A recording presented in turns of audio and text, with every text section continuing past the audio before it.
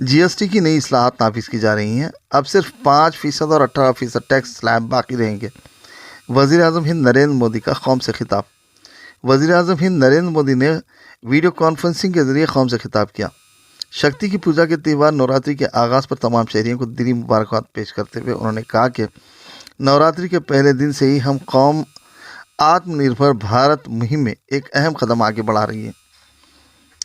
22 सितंबर को तुलुए आफ्ताब से शुरू होने वाला मुल्क नेक्स्ट जनरेशन GST इस्लाहात को नाफिज करेगा।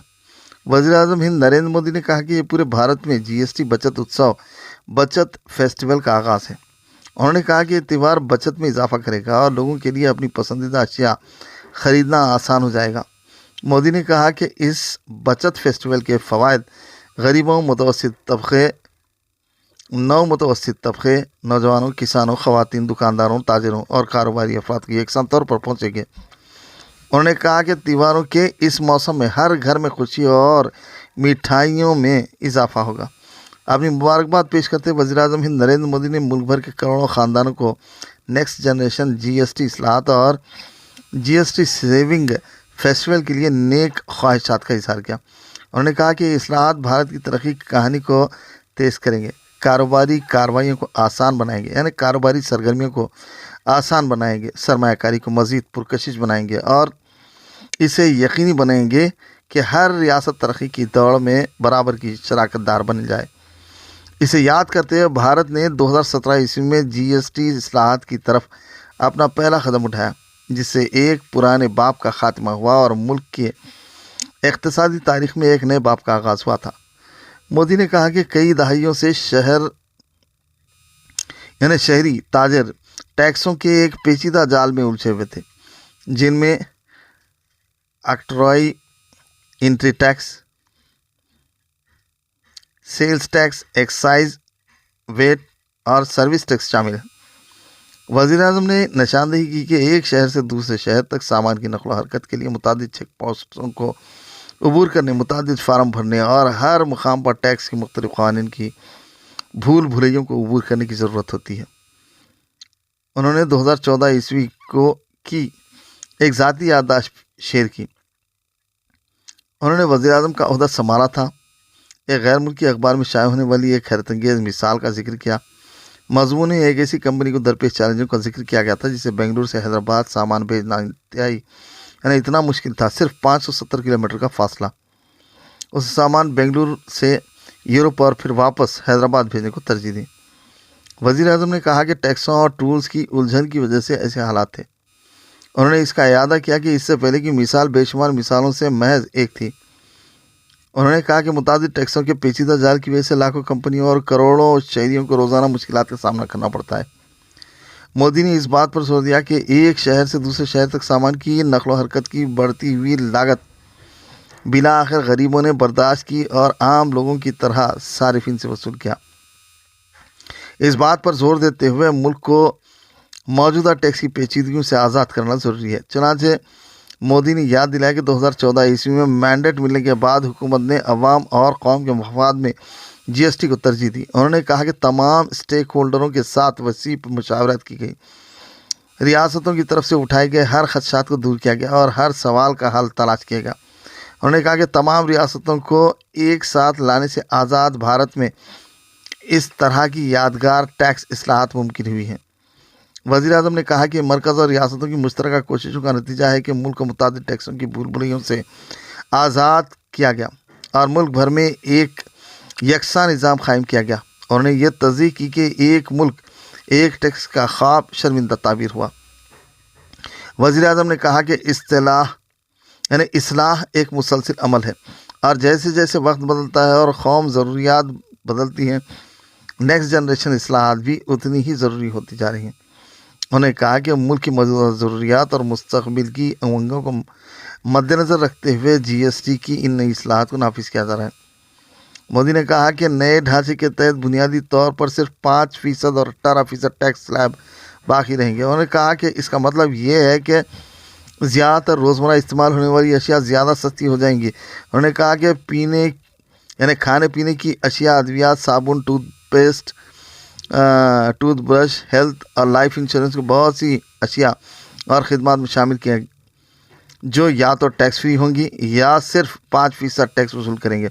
وزیر اعظم نے مزید کہا کہ جن اشیاء پر پہلے 12% ٹیکس لگایا جاتا تھا ان میں سے 99% یعنی تقریباً تمام کو اب 5% ٹیکس بریکٹ کے تحت لایا گیا ہے۔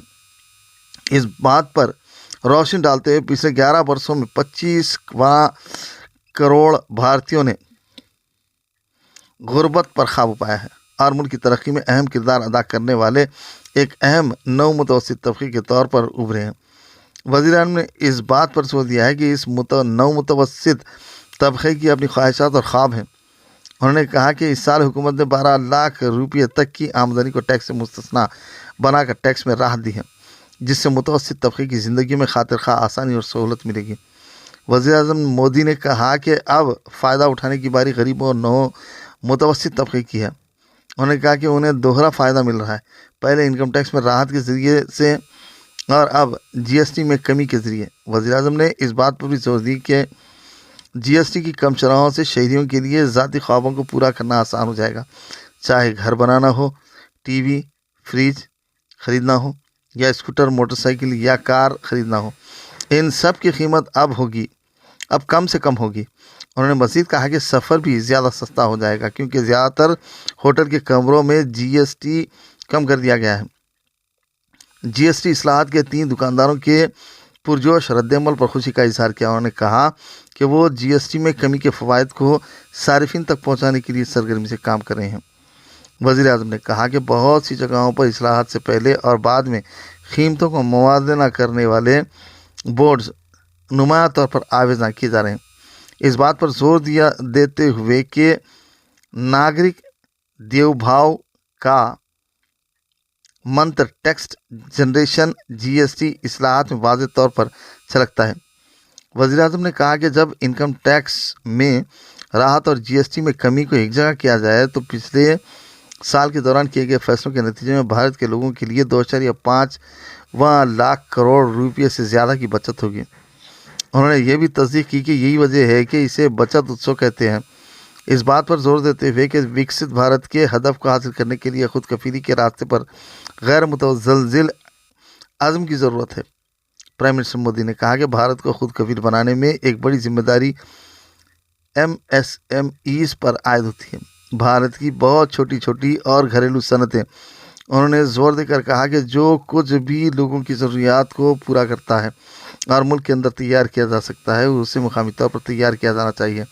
اس بات پر روشنی ڈالتے ہوئے جی ایس ٹی کی شرحوں میں کمی اور طریقہ کار کو آسان بنانے سے بھارت کے ایم ایس ایم ایز، چھوٹے پیمانے کی صنعتوں اور گھریلو کاروباری اداروں کو نمایاں فائدہ پہنچے گا۔ وزیر اعظم نے کہا کہ ان اصلاحات سے ان کی فروخت میں اضافہ ہوگا اور ان کے ٹیکس کا بوجھ کم ہوگا، جس کے نتیجے میں دوہرا فائدہ ہوگا۔ انہوں نے ایم ایس ایم ایز سے بہت زیادہ توقعات کا اظہار کیا ہے اور خوشحالی کے عروج کے دوران بھارت کی معیشت کی ریڑھ کی ہڈی کے طور پر ان کے تاریخی کردار پر زور دیا ہے۔ انہوں نے کہا کہ بھارت کی مینوفیکچرنگ اور مصنوعات کا معیار کبھی عالمی سطح پر تسلیم شدہ اور بہتر تھا۔ مودی نے اس فخر کو دوبارہ حاصل کرنے کی ضرورت پر زور دیا اور اس بات پر زور دیا کہ چھوٹی صنعتوں کی طرف سے تیار کردہ مصنوعات کو اعلیٰ ترین عالمی معیارات پر پورا اترنا چاہیے۔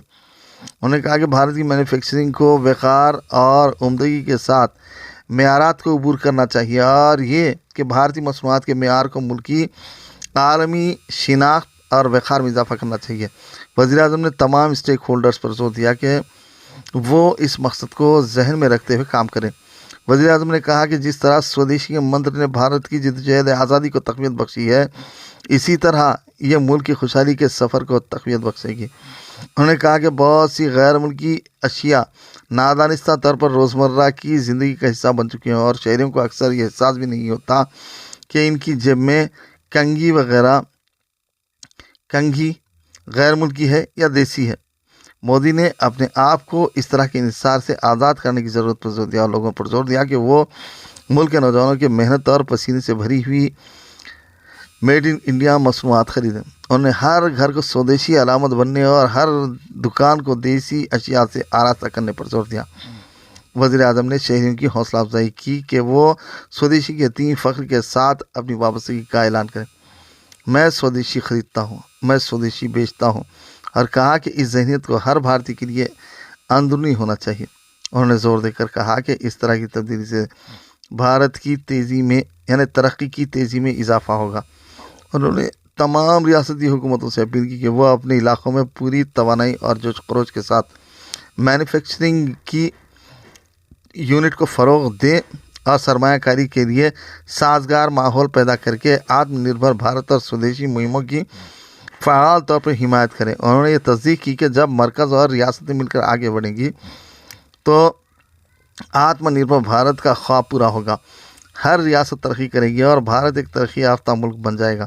اپنے خطاب کے اختتام پر وزیر اعظم نے جی ایس ٹی بچت اتسو اور نوراتری کے مبارک موقع کے لیے نیک تمناؤں کا اظہار کیا۔